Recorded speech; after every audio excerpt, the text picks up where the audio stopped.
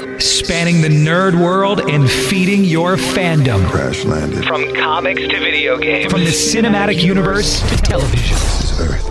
Connecting you to the biggest stars in the industry. Something out there had discovered us. It's time for the Down and Nerdy podcast. Here's your host, James Witham.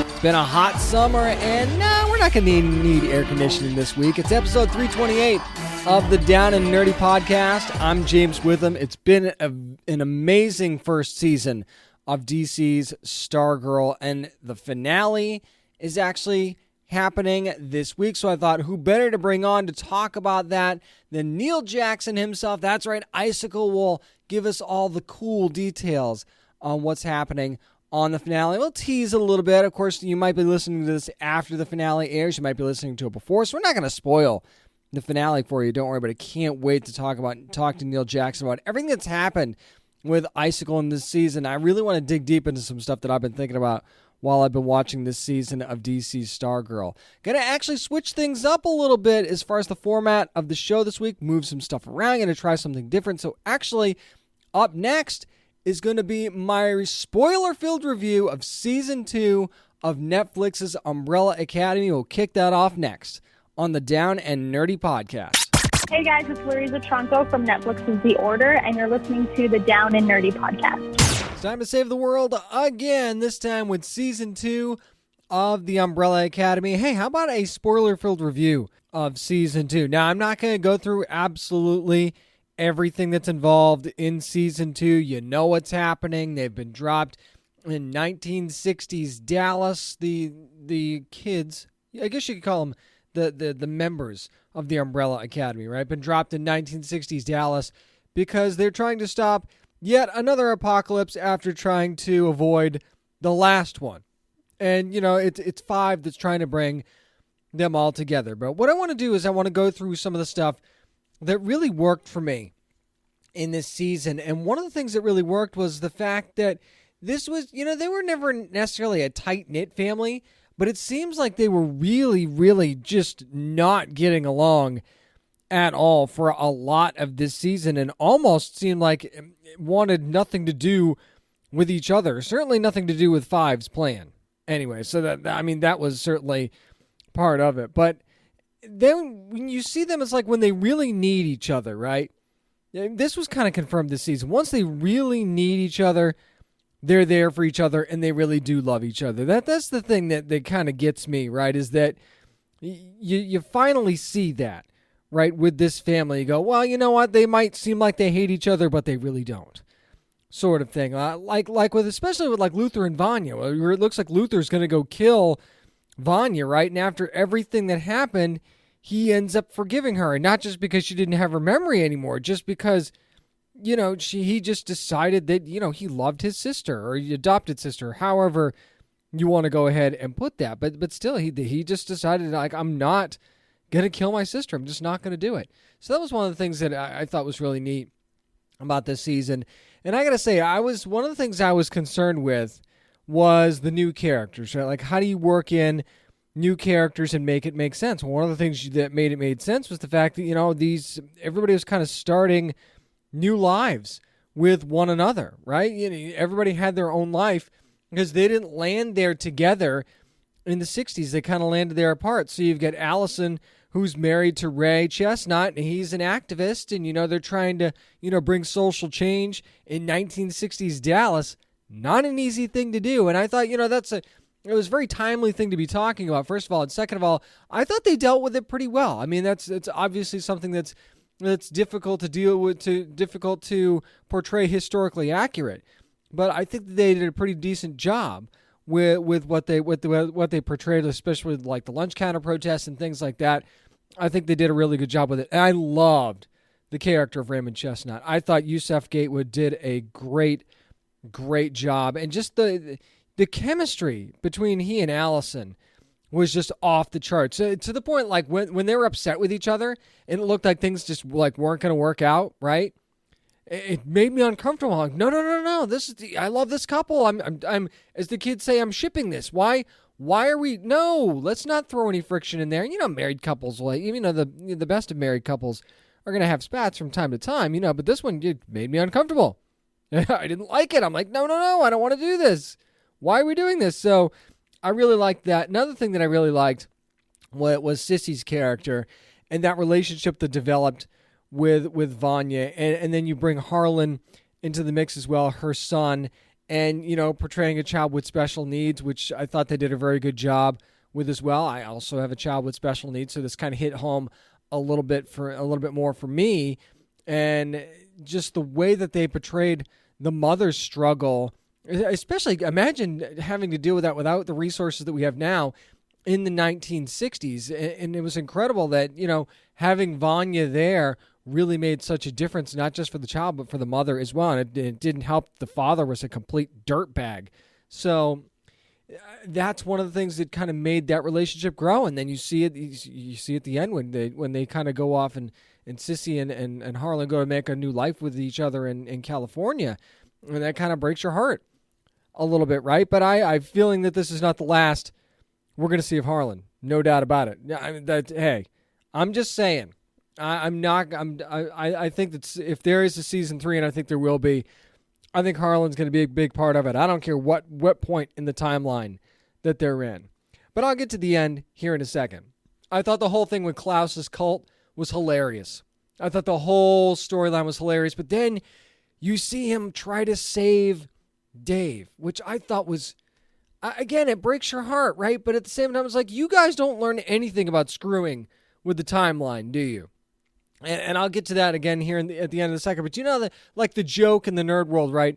Every time something gets messed up, you go, damn it, Barry, and you blame it on Barry Allen, right? You blame it on the Flash. Well, what?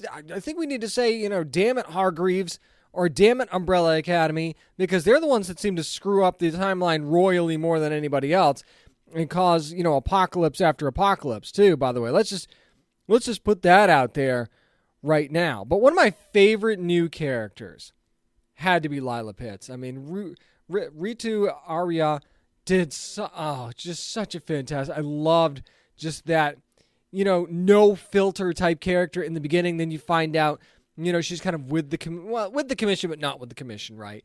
Because she was the handler's quote unquote daughter until she found out that, oh, by the way, the woman that was my adopted mother killed my entire family. And it was actually 5. It was 5 that did the killing, wasn't it? I'm pretty sure that it was. So she finds out that, Mommy Dearest isn't exactly Mommy Dearest, and she was just using her for her powers. Again, breaks your heart a little bit, right? So, but just the way her and Diego played off of each other, especially in the beginning, I really, really liked. So these new characters really worked out for the Umbrella Academy way better than I would have thought.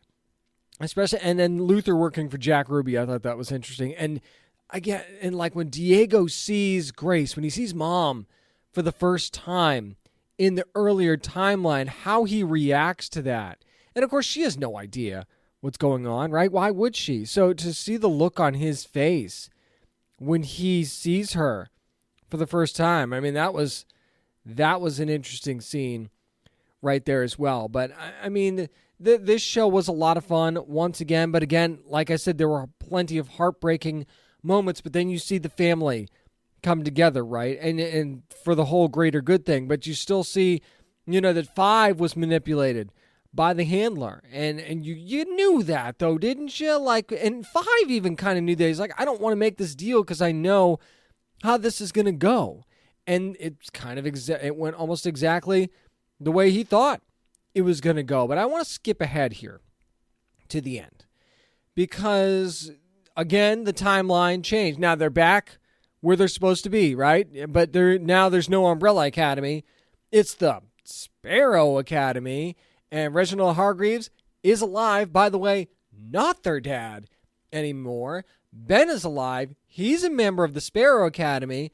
Seems different, right? And, maybe Mr. Hargreaves isn't exactly what we think he is either. So there's just a lot of questions that were left by that finale. Now, if you do the math, right, Harlan, if you take from 1963 Dallas, You ballpark Harlan's age at like maybe say between 8 and 10. So you fast forward 50 plus years, so he'd be in his 60s, maybe almost 70 at the time of this timeline. Is he still alive? How much has he aged? Is he going to be an old man? Because you see that Reginald Hargraves didn't age a ton in that amount of time, right? And he was certainly older, so there's a lot of questions to be answered there. Will we see Sissy again? And there's so many other things that we need to find out as far as just that family is concerned, right? But it just feels like to me, if we're going to have a season 3, we're moving away from the apocalypse storyline, right? We're almost moving to the whole, what is the Sparrow Academy? Is the Sparrow Academy not going to be an adversary for the Hargreaves family, which maybe is not a family anymore? And is that reality going to hit them? Are they going to feel like they're not a family because of what's happened? Or are they going to feel more like a family than they did before? Is this something that's going to bring them closer together? Because it's not like it's the first time they've been shunned by their father, right? It's not like their father was this super loving dude, and then all of a sudden they return to this new timeline. It's like, oh, by the way, I'm not your dad. Bye. There's obviously going to be some feelings towards that, but at the same time, this wasn't a caring guy to begin with. So it's not like, they're missing out on a whole lot when it comes to this. But how much has the timeline changed? What's the commission going to look like now that they've got somebody new in charge? And, what is that? How does that affect the timeline? Because, they're supposed to be the ones that are kind of policing this stuff. And how is that going to work now? There's a lot of stuff that needs to be answered. But again, the Umbrella Academy, you love it for the way it was in season 1. Those vibes were carried into season 2, as far as I'm concerned. I still think season 1 was probably better than season 2, even though I enjoyed some of the newer characters a little bit more in season 2. But it feels like we're moving away and we're turning the page going into season 3, and that might actually be a good thing for the Umbrella Academy. I think they've gotten all they can out of the storyline with the time traveling and the apocalypse. It's time to try something new. I think there's absolutely going to be a third season. This hugely popular show. I don't see them getting rid of it like Freeform gets rid of their shows. We'll talk about that a little bit later on. But I think that this was another home run for the Umbrella Academy, for Netflix. I can't wait for them to announce that there's a season 3, because I know it's coming. It's just a matter of time. If you haven't watched this season yet, season 2 of Umbrella Academy, you're going to want to definitely do that. That's going to do it for my spoiler-filled review of the Umbrella Academy Season 2. Up next, we're doing a different format this week. Our feature segment, our interview with Neil Jackson, who plays Icicle, Jordan McKent, on DC's Stargirl. It's coming up next on the Down and Nerdy Podcast. Hey, this is Nelson Lee from DC's Stargirl, and you're listening to the Down and Nerdy Podcast. You know how happy I was about the part 1 of the Stargirl finale this past week, so part 2 is coming up on Monday on DC Universe, Tuesday on the CW, and who better to talk about that with than the leader of the ISA himself? It's Neil Jackson. How you doing, Neil? I'm good, mate. How are you, James? I'm doing fantastic. Before we really dive into the season, you guys did something really fun. You actually got to do an Instagram takeover on the DC Stargirl page, and then today they released this statement saying they apologize for the hostile hack of their Instagram. So how much fun are you guys having over there? That was a blast. They asked me like a week and a half ago if I wanted to do the takeover for the CW Stargirl page, and my gut reaction was I didn't, because it's been taken over by most of the other cast, especially the kids, Breck and Cameron, Meg, and everybody. And they've kind of done everything. A lot of the exposés and behind the scenes and everything else had already been kind of done. So I was like, I don't know what I can contribute to this. So I was talking to my publicist, Craig Schneider, and I was like, I don't know what I can contribute. Let me think on it for a day. And I kind of noodled around with it. I was like, what if I did it as a hostile takeover? Because what if I did it under the guise of the ISA? And we've got hackers in the ISA with the Gambler, played by Eric Goins. And I said, okay, let me reach out to these guys and let's see if we can do this fun sort of hostile takeover. And as I started talking to them, ideas beget ideas. And before I knew it, I had I don't know what I posted yesterday. I think there was maybe 12 or 14 videos that I posted and a couple of IG chats that were so much fun to do as a kind of wink to the audience and to the fans, but also sort of cheeky, comedic, behind-the-scenes looks at things. I love the fact that you said that they released this retraction. That was actually me. That was part of the takeover that I did.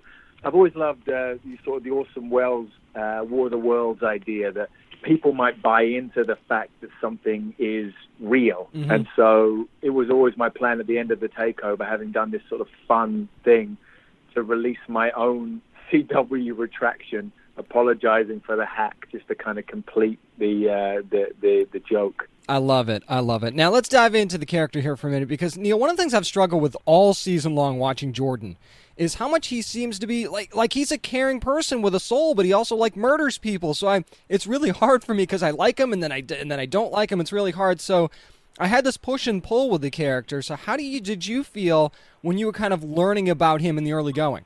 What you just talked about there is one of the things I fell in love with Jordan. Jeff Johns, who's the creator of the show, we've been friends for a long time, me and him, and he called me in January 2019 and said they're making the show. He'd love me to play Jordan McKent, a.k.a. Icicle, and he pitched me over the phone the character. And he barely finished the pitch before I said I'm in. And it was the fact that Jordan, from his perspective, is a hero. He suffered this terrible, terrible loss with the death of his wife. You say death, but it was the murder of his wife at the hands of some pharma company who were illegally dumping toxic waste that caused her to get cancer.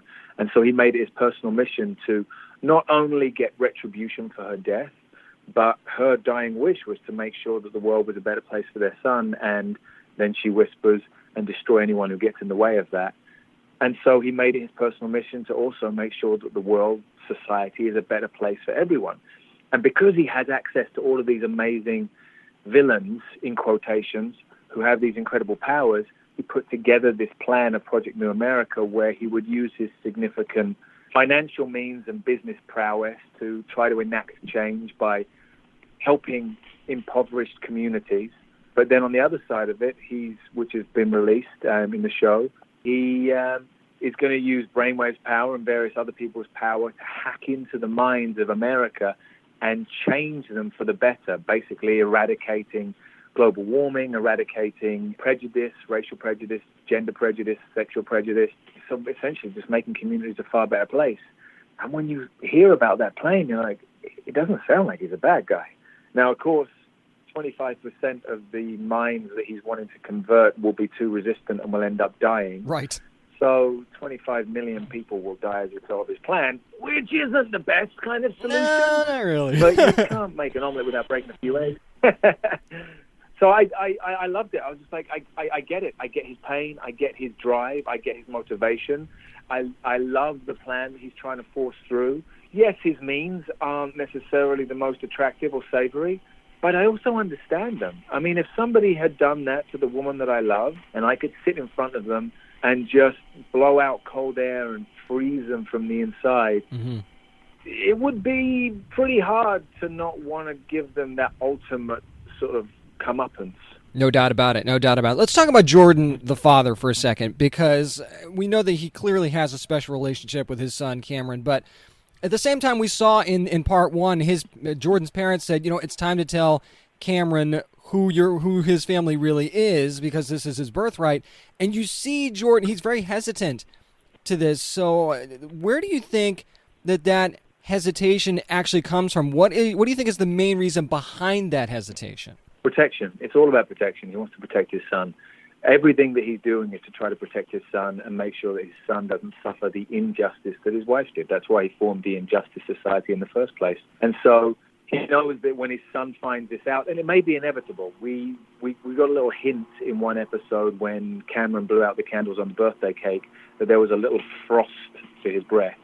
So it's implied that he's going to inherit Jordan's abilities, but we don't know for certain that that's the case yet. So I think Jordan is just trying to protect his son, and if his son doesn't inherit these abilities, he doesn't need to be burdened with the full enormity of the truth. So he's just trying to protect him.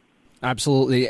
During part one of the finale, I thought one of the best scenes was when the JSA actually finds out what Project New America is all about, and then their reaction to it. And then as fans, I mean, I think we kind of had the same or similar reaction. So when you read that script for the first time, what was your reaction?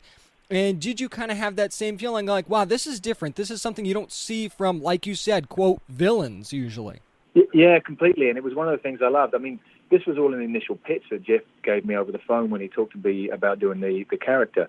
And I've always been on the side of course, I don't judge any character that I play. I played a whole host of villains, some particularly unlovable and some that kind of dance the moral line. So I never judge them. But the first thing I thought when I heard Jordan is like, this plan sounds like it's feasible and something that, yes, there's death, but it's definitely relatable and something that several people might get behind and think actually it's a good thing.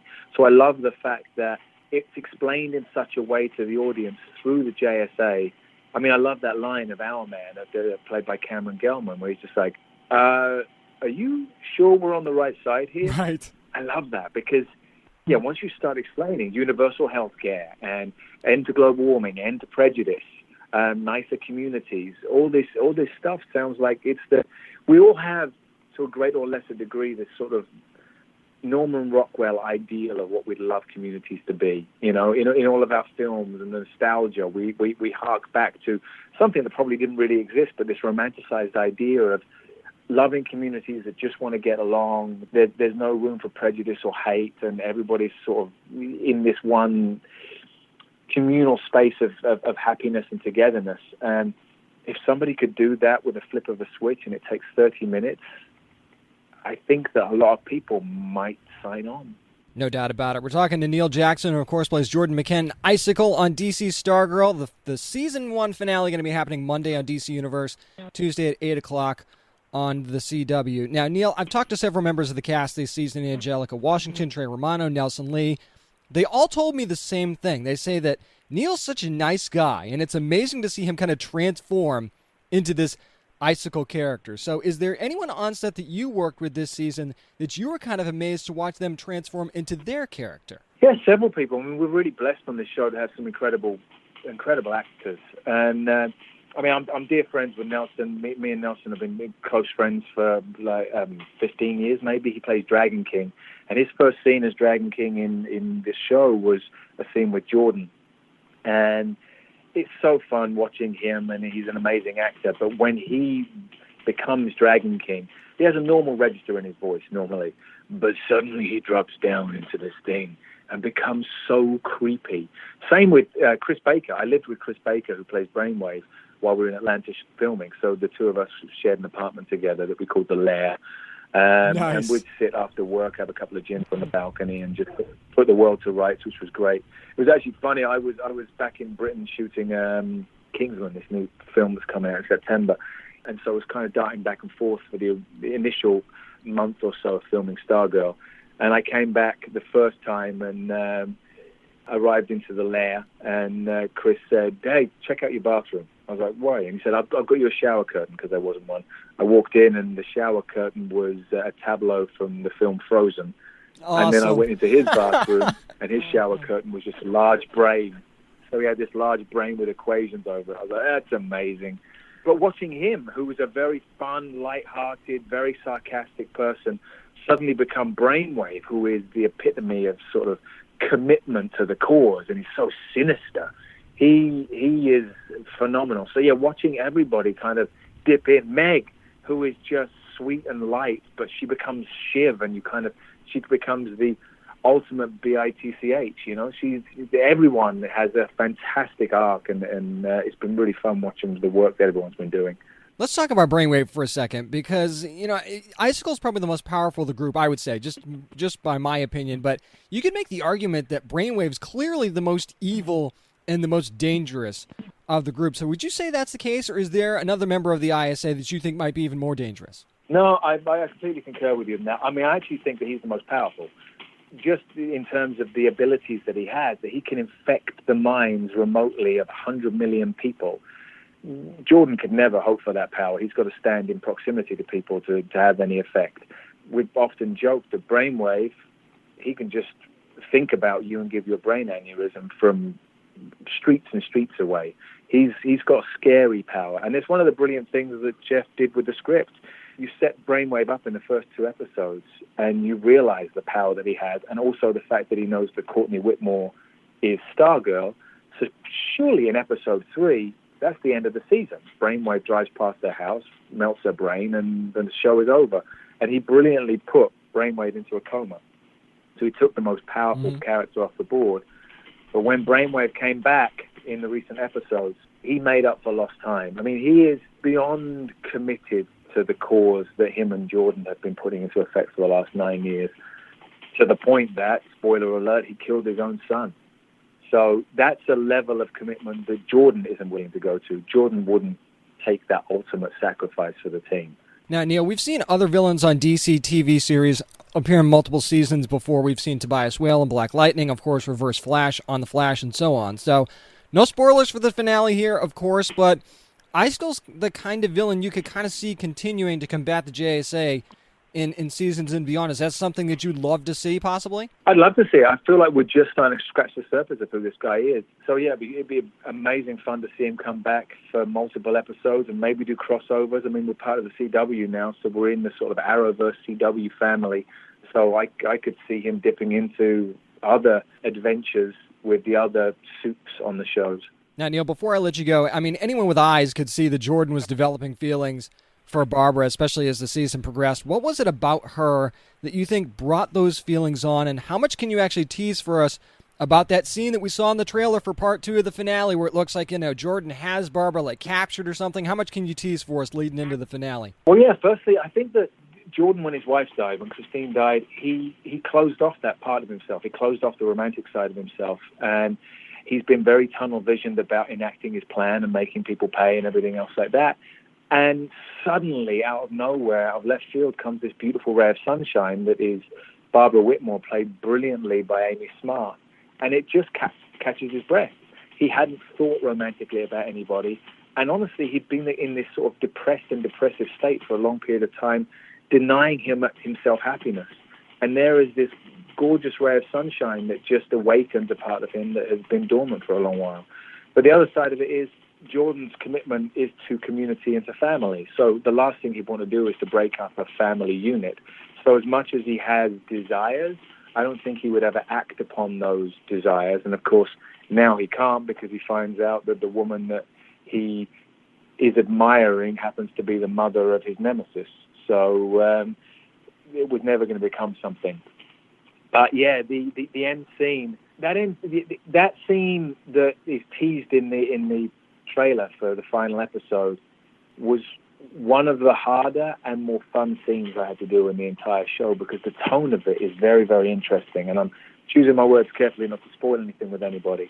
But Jordan really wants her to understand what he's doing. Now that she's found out what the plan is, now that she's heard that he's Icicle and heard all the various different rumors about what an evil man he is, he wants her to see things from his perspective. It's a beautiful scene that I haven't seen it yet, but I can't wait to see in the final edit. We can't wait either. We can't wait to watch the Season 1 finale of DC's Stargirl Monday on DC Universe, and again Tuesday at 8 p.m. on the CW. You can actually also see Neil in The King's Man, like he said, September the 18th. And, of course, Amazon's Absentia 2 out right now. He's great in that, too. Make sure you're watching everything that this guy's involved with. It's Neil Jackson. Thank you so much for joining me this week. It's my absolute pleasure. Have an amazing day, dude. See, now I'm even more conflicted than I was before, because how do you not love Neil Jackson after hearing him talk about Icicle, about Jordan McCann? I mean, how do you peg this guy? Is he a villain? Is he not a villain? Is he a good guy that's taken the wrong angle? There's just so many different layers to this character. It's so incredible on how Neil Jackson has been able to bring this out in Season 1 of Stargirl. Has been absolutely amazing. And he's right, this cast top to bottom has been fantastic. So make sure you're watching the part 2 of the Stargirl Season 1 finale on DC Universe on Monday and Tuesday on the CW. Make sure if you're watching it on DC Universe, though, you don't spoil it for anybody else on social media. Up next, how about we dive into some comics? It's what we're reading on the Down and Nerdy Podcast. Hey, this is Cullen Bunn, and you're listening to the Down and Nerdy Podcast. Whether you have a stack of long boxes or just a bunch of subfolders on your hard drive, whatever you're reading on, it's time for what we're reading. And going to jump back into Empyre this week with Empyre number 4, of course. Al Ewing and Dan Slott doing the writing there, Al Ewing doing the story.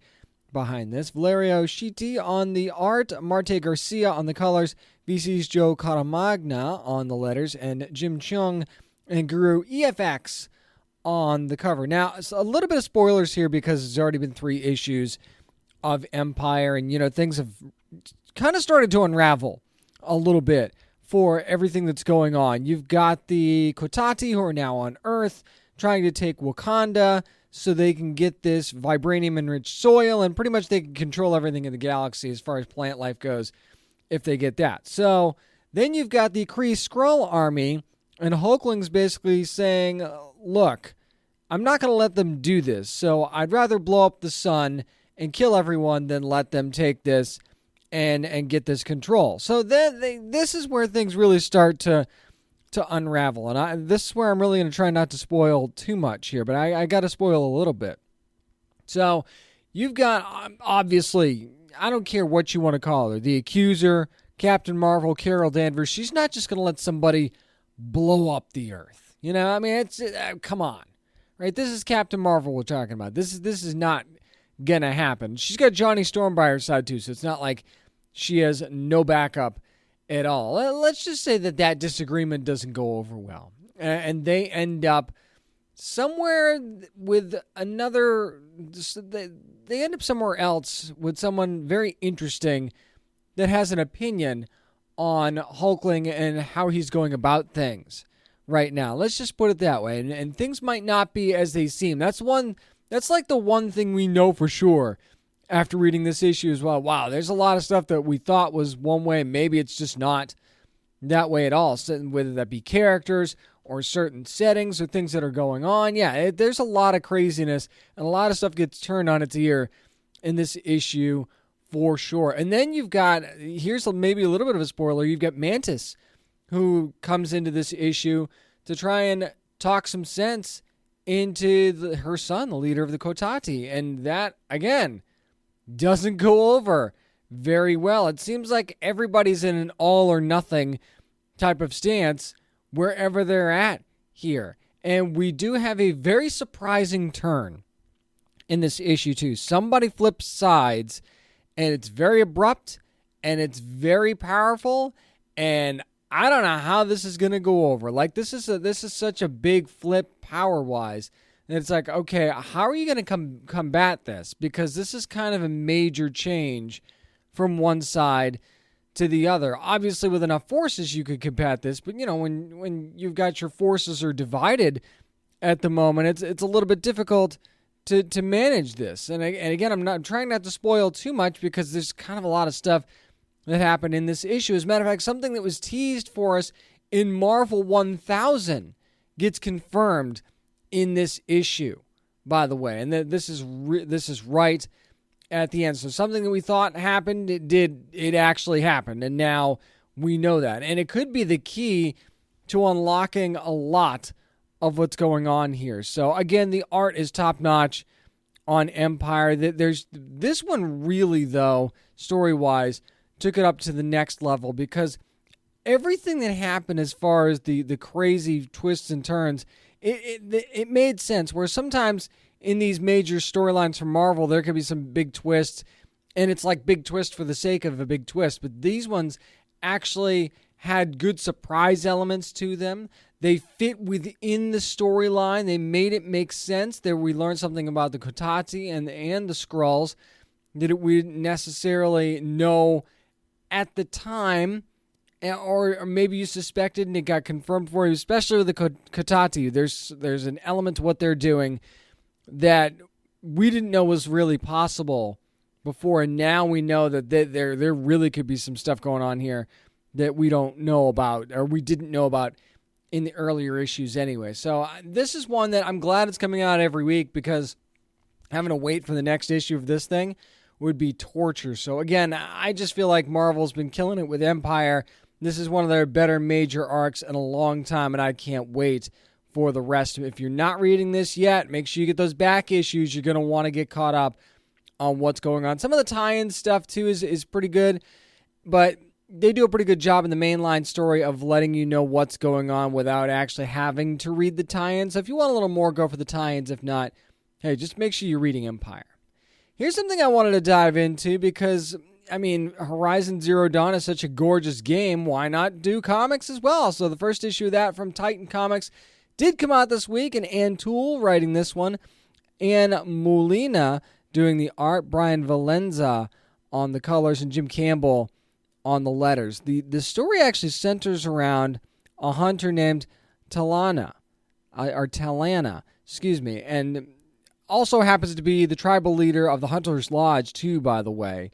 That's kind of an important part of this whole thing. And she's actually gone out to claim a bounty of her own and sort of get away from the politics, sort of clear her head, because, things weren't, she was getting bored, for lack of a better term. So it's not the kind of the head clearing experience that she'd hoped for, though. And, things like this rarely work out the way that you expect them to in comics. So now she has some company, and she's not faring well. Let's just put it that way. She's also doing this to kind of keep her people safe, though. I mean, it might seem like she's doing it for other reasons, but it seems like she does genuinely want to keep her people safe, or maybe it's just to get away from the pressure of being Sunhawk. Either way, I mean, her motives seem pure, but it's hard to tell for sure. I think mostly they are, but then there's also part of it where it's like there's something she doesn't want to admit, but we haven't quite gotten there yet in the story. There's also a bit of a flashback that happens toward the end of the story, and of course it introduces Horizon's most recognizable character. I don't think I need to tell you who that is. And talk about how deadly these Clawstriders that they're hunting really are. And I mean, it's a really cool looking character. As far as, these mechs go, this is a cool looking one. So I think you'll enjoy that, especially if you're a Horizon Zero Dawn fan. I think you'll enjoy these character designs for sure. This book sets up a really good hunt, okay? That much I can tell you. You're setting up a really good hunt, but it also is yet to kind of dig deeper into the true story, and that's what's going on in Meridian. And it's like a lot of stuff is teased, it's mentioned in passing here and there. It seems like that should be a bigger part of the story than it actually is. And while the monster's kind of the shiny object, there's still a matter of what's going on in Meridian and the real reason that Talana has kind of left. And we don't really get to that yet. But, I mean, you got to leave something to the mystery. It is the first issue, after all. So that's one thing that needs to be dealt with. But there's enough here to warrant continuing to read this story. I mean, the art was good, so that was another good plus. It's hard to be as gorgeous as the game is, though, and I think that's one place where you'll go, okay, well, the comic's nice, but the game is so much more beautiful. I mean, you're talking about PlayStation 4 rendering here, and I don't think that's a fair comparison. I mean, the art is pretty darn good, so I don't think you can really judge it based on how the game looks. And the world it opens the world up a little bit too, which I also like. I hope the comic does that a little bit more. So Horizon Zero Dawn, not quite as psyched about it as I wanted to be, but I'm hoping that changes as more issues come out.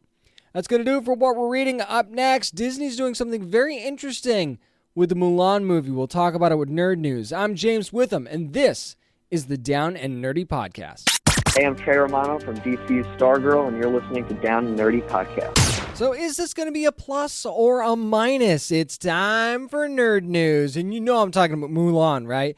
The fact that, according to Variety, the Mulan live-action movie, and something that I never thought was going to happen, is actually going to hit Disney Plus on September the 4th, and it will also be in select theaters in certain areas, by the way. I'll just put that out there. But here's the deal with this. There is a catch. It's going to be available as part of a new Premier Access feature that is going to cost you $29.99. Now, here's the deal. You see arguments on both sides, right? The argument of, well, that's too expensive, I'm not paying that. And that's certainly valid. It's also just as valid for somebody who has a family at home, and if you're taking the whole family to see the movie plus concessions and stuff like that, $30 seems like a bit of a bargain. Now, before I get into the financial ramifications of this, it appears that this is not going to be like a one-time rental. They say, okay, well, once this is in your Disney Plus, once you pay the $30, this will be in your Disney Plus account, and you can watch as much as you want. That seems fine, right? It seems like a nice thing to say, but you and I both know this movie would hit Disney Plus eventually anyway for regular subscribers, right? This is just a I don't want to wait fee, basically, because it's not like they're going to hold this movie just for people who are willing to spend the $30 forever. You have to know that, right? You have to know that event. And Disney hasn't pulled a lot of stuff from Disney Plus either. This is all their content. This is not like it's stuff that has been, brought in from other companies to your streaming service, like Peacock bringing in the Harry Potter movies from Warner Brothers. You had to pay Warner Brothers to get those movies on there, right? So that's obviously not going to stay there forever, and that will eventually go away. That's just one example, but Disney's not bringing in rented content, basically. Disney Plus is all stuff that they own, that they have the rights to, and it's their babies, and pretty much everything has been on there, right? Now, Disney also loves to vault things. I understand that. You put it in the vault for like a year, 2 years, and then they bring it back out. But this just feels different to me, right? Disney Plus has felt different in that regard, and that it seems like they just want to say, all right, you know what? Here. Now, did they have all the Star Wars movies available at launch? No, they didn't. They do now. Do you think they'll pull them eventually? Doubtful. Now that they're on there, I think that they're on there. And they might not have released everything right away, but they've done it this time. So eventually this thing's going to hit Disney Plus for free. And then how are you going to feel about spending that $30? Also, it's not just $30 either, by the way. It's $30 plus the cost of whatever your subscription is, right? Because you're still going to have a subscription to access this movie. And what happens if you have to cancel? Bye-bye movie. It's not like they're going to give you a digital copy code and be like, oh, sorry, you're canceling here. Since you bought Mulan, here's a digital copy code to go get it on another digital retailer because we owe it to you. No, that's likely not going to happen, okay? So it's almost like a way of forcing yourself to keep that subscription. And I realize that subscription services aren't completely expensive, right? But, you fall on hard times and you need a few bucks somewhere and you need to cut something. Maybe Disney Plus at some point is going to be something that you just have to cut. And if you leave and come back, do you get Mulan back in your subscription service? These are all questions that we haven't actually gotten the answers to yet. And CEO Bob Chapek of Disney has actually said, we don't have all the details yet. More of the details will be coming at some point. Also says that this is going to be a one-time thing. Okay. Well, I'll get to that in a second as well. But here's the deal. Honestly, I think $30 is a little steep. But Disney's always $5 more expensive than everybody else on everything, right? You add $5 for it's almost like the Disney where we feel like we're better fee kind of thing, It's like, well, you have that, but we're better, so we can charge more and get away with it. And they could also vault their movies and then bring them back out, reformatted, and then charge you again for them, and you buy them, right? And Disney knows this. Disney knows you're going to spend your money on this. But they have 60.5 million subscribers to Disney Plus, according to that investor call that they just had, and according to multiple reports that have come out about this. Disney's banking on the fact that I'm guessing they feel like maybe 10% of them, maybe a little higher, because you want to get that 10 million mark, right? So hopefully they're thinking, okay, maybe a sixth of our audience is going to want to rent this Mulan movie, and then there's your $300 million, right? So there's your $300 million, and now you've made your money back, basically. If you get 10 million people at $30 a pop, that's $300 million, and you've made your money back now, because Mulan had a budget of $250 million, if I'm not mistaken. So, and then they're thinking, okay, well, maybe we can get a little bit more than that. And then all of a sudden you start turning a bigger profit, and you go, well, what would we have made in a pandemic-era theater anyway? So this seems like a way for Disney to make more money than they might have on this movie as a feature in theaters, because you don't know that this movie would have been hugely successful in the theaters, even under normal circumstances. If it had a bad first week, as far as people saying, well, this movie isn't good on word of mouth, right? And I'm not saying it won't be. I haven't seen it. I don't know. But if the word of mouth reviews weren't good for this movie week one, sure, it still would have probably made like $120 million, but you cut that by more than half if people didn't enjoy this movie. And then all of a sudden, you're staring a potential loss in the face, or certainly not as much money as you would have made. So if you can get $500 million out of this based on this $30 fee, then you still have to consider that a success, right? Wouldn't you? Especially if you're going to make your money back on the production budget domestically, which doesn't always happen for all movies anyway. Now, you're still going to bring in money from the international markets as well. So Disney's going to make their money one way or another. And believe it or not, their profits, there's been various reports that they've lost billions of dollars already this year because of the pandemic. And given all factors, you sort of understand that could be true, right? I mean, that certainly could be a realistic number even in such a short time frame. You could see how that could happen. So they need to make money on this movie. And if they do, Bob Chapek can say whatever he wants. If this is a hugely successful endeavor, then they will do this again for Black Widow, in my opinion. And they might do this for New Mutants. And I don't want to hear the Artemis Fowl argument, right? Well, they released Artemis Fowl on Disney+. Why are they charging us for Mulan? Because you can't even compare the two. That's why.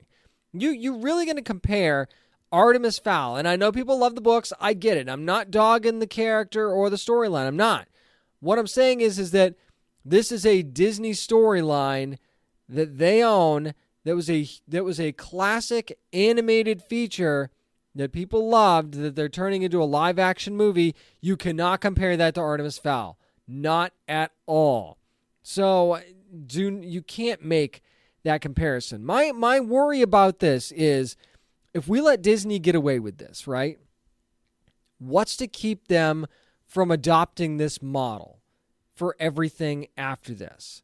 What's to keep them from going, oh, well, we don't need to support places like Vudu and Movies Anywhere anymore because we're just going to keep our stuff on Disney+. That'll be your new locker for Disney movies. We're not going to let you combine it with all this other stuff. And I'm not saying that this is what they're going to do. And this also could open the door for other subscription services to do the same thing, what's to keep HBO Max from saying, if you want to see the Batman, you're going to have to go to HBO Max because we're not going to put it out on demand, at least not right away. Or we're not going to do, if you're, any number, Universal could do the same thing with Peacock because it's NBC Universal, maybe with a Jurassic World 3 or something like that. If you get to the point where you're allowing streaming services to charge you extra to own stuff and essentially charging you a monthly fee to keep your digital lockers of movies, that is a Pandora's box I don't want to see get opened. So part of me wants this to succeed and part of me doesn't. I'd much rather support the video on demand option like what Bill and Ted's doing. By the way, that movie moving up to August 28th, probably because of Mulan being released on September the 4th. So good, smart move once again for them. They're doing it right. Several other companies have done it right, where you own the movie, not just a one-time rental thing. Even the one-time rentals for $20 didn't really bother me. But I just worry that if this Disney model succeeds and all of the sudden you're giving them $30 and you get to keep this movie that's going to be free eventually anyway, but now they're basically charging you a fee to keep movies that you supposedly own. And I just feel like that is a slippery slope that we have to be really, really careful of. And again, not saying that that's what they're going to do. My opinion alone, I'm just saying that keep your eyes on this and be careful what you wish for. Wasn't a whole lot of news this week, but we had a few trailers drop. One of them was really, really interesting, by the way. It's called Raised by Wolves, a series that's going to be coming to HBO Max. And it's the first television series directed by Ridley Scott in the U.S. That's pretty cool, right? Ridley Scott of Aliens and other things of that nature. And this has just such a cool sci-fi vibe to it. It really does. And Ridley Scott actually directed the first couple of episodes. And it's basically a story that, you put in reverse of what you usually see. It centers around two androids tasked with raising human children on a mysterious virgin planet. As the virgin colony of humans threatens to be torn apart by religious differences, the androids learn that controlling the beliefs of humans is treacherous and a difficult task. Now, that's the synopsis that was released by HBO Max. Here's the thing, though.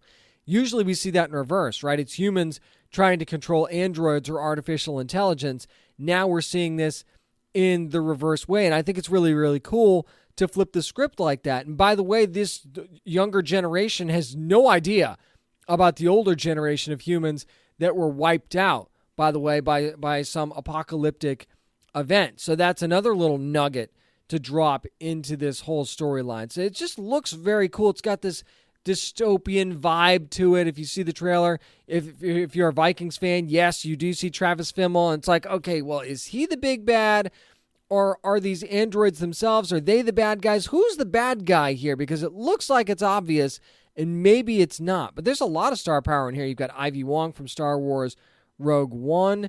You've also got Amanda Collins from A Conspiracy Theory. You've got so many others from some big-time projects. I mean, Ethan Hazard from Long Summer and Damned. There's just so many great names in this cast. It just looks like a really, really cool, funky sci-fi adventure that just feels like it's something different that we're not really seeing on TV right now. It feels very cinematic, and that's something that, HBO Max, if you're looking for something major to get people's attention, it could be Raised by Wolves. So the series is going to premiere on HBO Max on September the 3rd.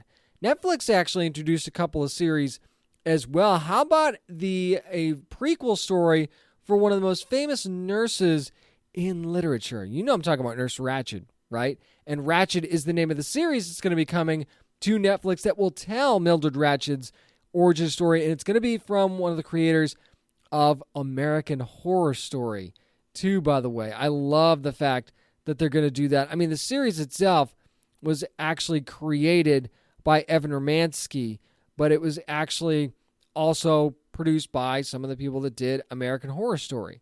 So, and this is actually going to come out on September the 18th. We're going to go all the way back to 1947, where Mildred actually arrives in Northern California. She's going to seek employment at a leading psychiatric hospital there, and we kind of get to see her slow descent into madness, as it were, right? And you see in this trailer is going to really, you want to talk about American Horror Story vibes. I got creeped the hell out watching this trailer. It makes you get wonky, right? And you get a little bit sideways, and you can almost, and part of this is the music too. Whoever scored this did a fantastic job. And you kind of see things start to unravel for Ratched, even in the trailer for the series. You see how she kind of gets pushed and pushed and pushed and pushed. And it's also the time of year where this is taking place. She talks about being a nurse in the war, presumably World War II, right? And how much of an effect did that have on her descent into madness as well? It's just going to be a really cool origin story based on the character from One Flew Over the Cuckoo's Nest. And you've got Sarah Paulson playing Mildred Ratched, by the way. And how do you argue with that? Cynthia Nixon is a part of this cast as well. You got Finn Wittrock is a part of this cast. Amanda Plummer. There's just so many. Again, Vincent D'Onofrio, by the way, is part of this cast too. If you want to, wave your hands up in the air and say, hey, yeah, Vincent D'Onofrio here as well. There's so many great members of this cast. It just looks like it's going to be something that's going to be super creepy and super interesting. I can't wait to see where this one goes. They've also got an adult animated comedy series that's going to be coming to Netflix on August the 21st, and it's called Hoops, and it's going to star, at least voice-wise anyway, Jake Johnson, who you know from New Girl, and you know from Stumptown, and of course Spider-Man Into the Spider-Verse.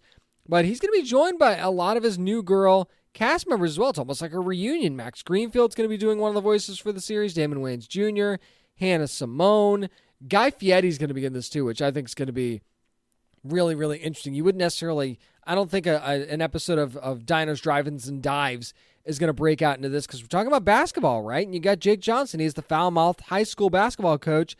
His team's awful. His life sucks kind of thing, right? He's sort of a legacy. His dad's a big shot, and he's a high school basketball coach who can't seem to get his life together until he figures out, well, maybe if this team ends up being good, then I can get to the big leagues. I can finally get my shot.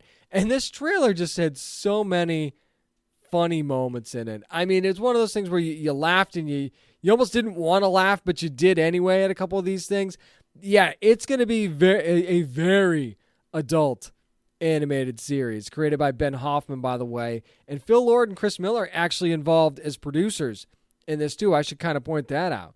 And it almost looks like a Family Guy style animation, almost like a Bob's Burgers style.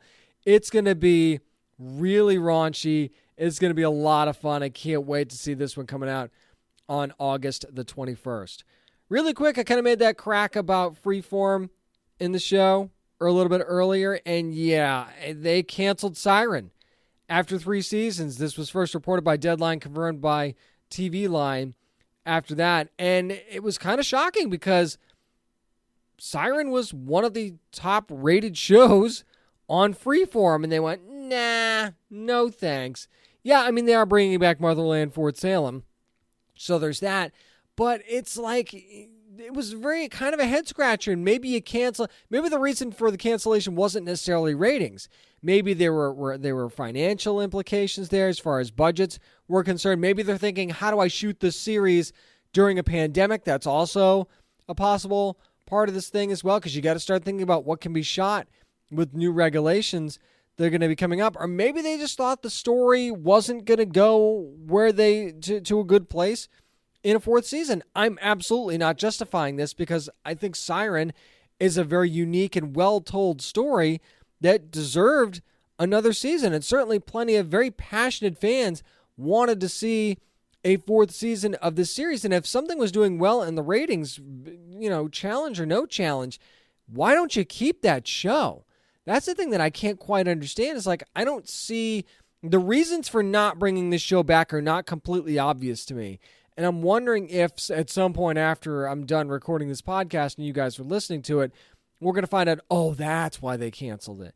Maybe that'll become a little bit clearer as as some time passes a little bit.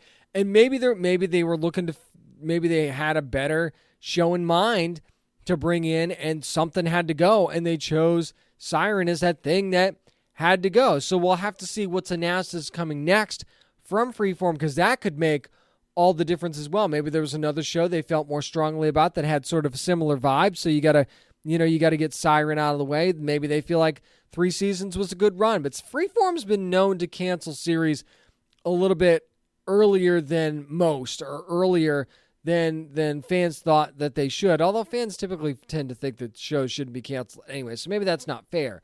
But Freeform doesn't hang on to shows for a long time. And maybe that we just need to realize that, and we need to understand that going in. If you're going to be a fan of a Freeform show, you might not get a ton of seasons out of it. So it's almost like a enjoy it while it lasts sort of situation. And will it be saved? I don't know if it'll be saved. Only time will tell, but I'll keep an ear out for that and let you know. That's going to do it for this week's edition of the Down and Nerdy podcast. That's it for Nerd News. Hopefully you liked the new format this week. And again, thank you to Neil Jackson for joining me to talk about DC's Stargirl and Icicle and everything that happened this season. Can't wait for that season finale coming up on Monday on DC Universe and 8 o'clock on Tuesday on the CW. It's going to be amazing. I've seen it already. You're going to be blown away by it. No doubt about it. If you want to hear more from us, go to downandnerdypodcast.com. You can catch past shows there. My other interviews from DC's Stargirl are up there. Also, follow along on social media, too, at downandnerdy757 on Twitter and on Instagram, and at downandnerdy on Facebook. Remember, you never have to apologize for being a nerd, so let your fan flag fly and be good to your fellow nerds.